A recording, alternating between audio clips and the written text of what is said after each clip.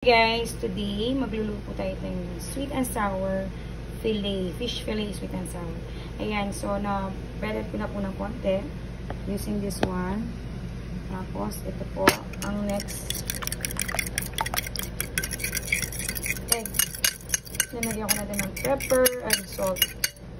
Tapos babad natin sila.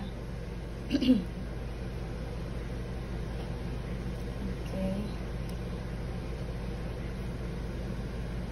Tapos, ayan. And then,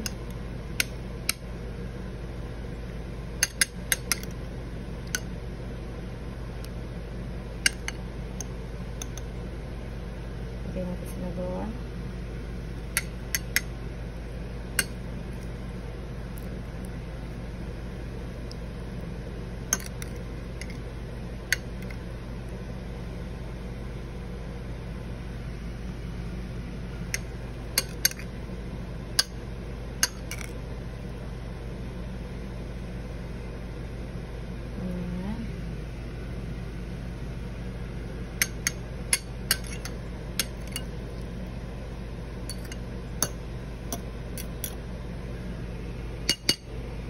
Ang espatol na candy, no?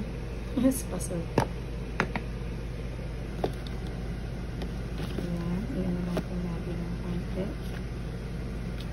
Ang hirap lang walang taga-video.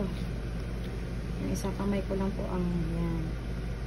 Tapos, ang dali na. Dito dito.